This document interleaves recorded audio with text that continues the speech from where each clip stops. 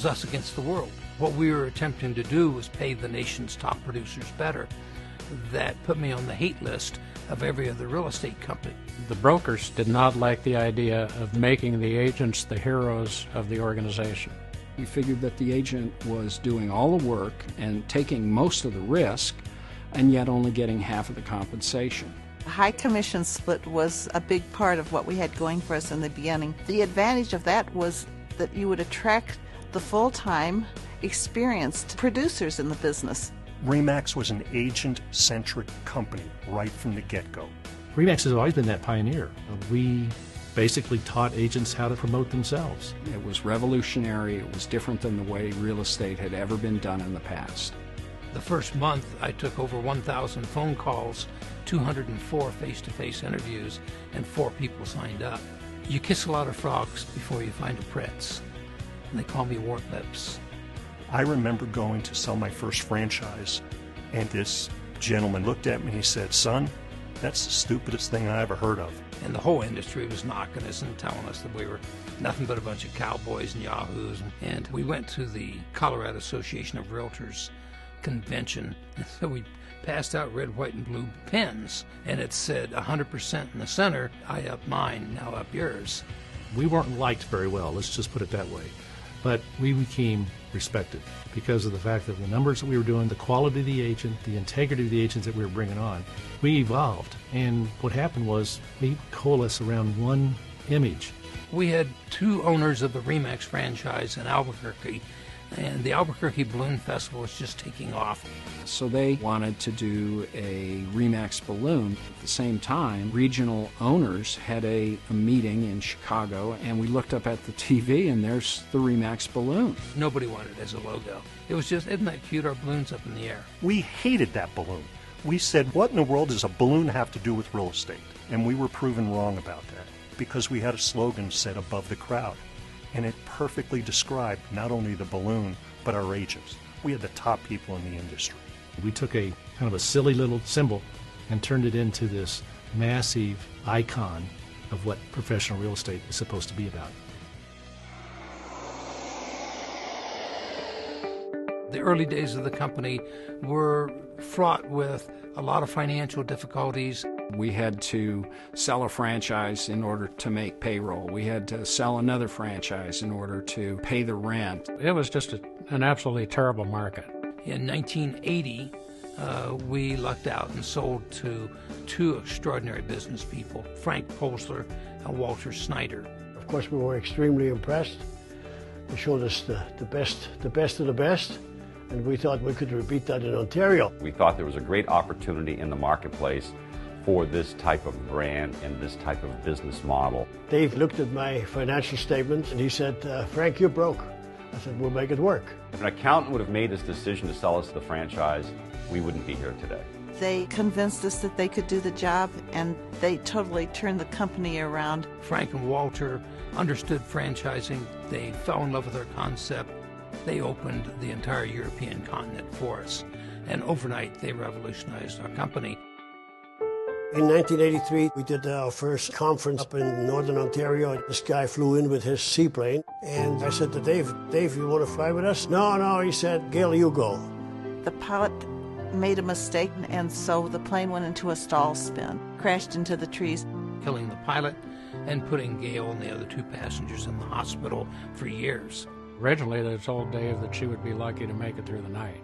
Even if she does come out of it, she may be a vegetable. She may never be able to walk. She may never be able to talk. He read motivational books to her. He put speakers on her head, and he played tapes to her, even though she was in a coma. And the doctor said, "Son, she can't hear you." He said, "I'm going to keep talking to her, and I'm going to sleep here, and I'm going to be with her until she gets well." When she finally went into the rehabilitation center after she got out of the coma, they said that her hopes of ever walking were not very good. And she looked at the doctor and she said, "I will walk out of here." I can remember her appearing at the convention, this frail 95-pound, head-shaved wisp of a woman in a wheelchair. And she stood up in that wheelchair and waved with her other arm in a sling. not a dry eye in the place. She wouldn't let it take her down, and I think that ignited all of us to work even harder and harder.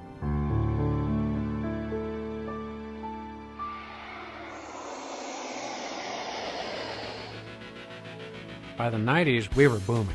We started to grow at 3,000 and 4,000 agents per year, which was unheard of in our history. At our 20th anniversary, we reached 30,000 agents. And at that point, we really started to become a factor in the country. The agent number meant market share, meant market presence, meant advertising dollars. The time I saw the brand really grow was when we started doing national advertising. And once that took hold in big markets and small markets, they knew what RE/MAX represented and what it was about. The premier best agents in business, the best customer satisfaction, the best brand name awareness, the most market share, the best web presence, all these things are the RE/MAX brand. The 90s were impacted by technology, and RE/MAX was in the forefront of that. We became the first real estate company to have a satellite TV network. When Dave Lineker comes up with an idea, it's going to be done first class and it's going to be done very quickly. He came up with the idea in March and he said, we will be on the air November 1st. And we were on the air November 1st. We opened the convention at the National Association of Realtors with a huge booth, cameramen interviewing people. We made such a smash hit the first day that by the second day, 30 or 40 of our competitors all had whiteboards up in their booths that said, we too have national television coming. That changed so many things. That took us up a level. We had the tools to help make agents and brokers more successful than they had ever been in the past. Our national company, our regional companies, our broker owners. We are all specialists in providing products and services to help top producers become more successful. We are totally devoted to the top producers.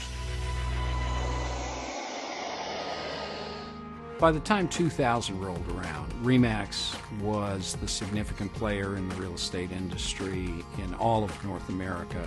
We grew into Europe and Asia, the Caribbean, into Mexico, to where we are now.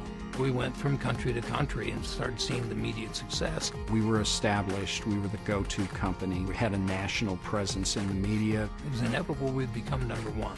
We have the greatest run-up in the history of real estate. Then, boom. Change is interesting. Some people embrace it, and some people are afraid of it. You know, back in 2006, 2007, I started to see Dave and Jess talking about how hot the market was getting. Dave would get up in front of people and say, a slowdown is coming. Get prepared. We said, batten down the hatches. This is going to be the toughest one we've ever seen. Dave, being the visionary that he is, realized what agents needed to do was change the focus of their business. First, we saw the unbelievable number of foreclosures and REOs coming and said, you've got to prove to bankers you can handle REOs. It's going to be the business we have. We saw distressed properties. Okay, let's get distressed property education out on RE/MAX University. We started teaching the CDPE course and pushed the short sales. We went to Fannie, Freddie, FDIC, Treasury, and HUD. We helped them rewrite the short sale rules. Let's get investors, because there's such a huge investor market, property management and rentals. So we embraced the changes. RE/MAX survived the difficult markets for the same reason that we prospered in the very good markets. If you have a company that's built with the very best brokers and the very best agents, it's going to prosper. We're successful today because it comes from the top. It's the honesty. It's the hard work. It's, hey guys, we do the right thing here. That is what Dave and Gail and Fish and Jess, that's what they believed in. To be affiliated with the top real estate professionals in the business, the best agents, the best broker owners and managers, it's been the best 40 years of my life. One day you look up and say, woo, wow, look at us 40 years later. But in reality, it was 40 years of days, 40 years of nights. It was a passion for the organization. It was an absolute love for the people in RE/MAX. There's no words to explain how much we appreciate the real estate agents and broker owners that work with us. They built this company. They're the best in the history of the real estate industry.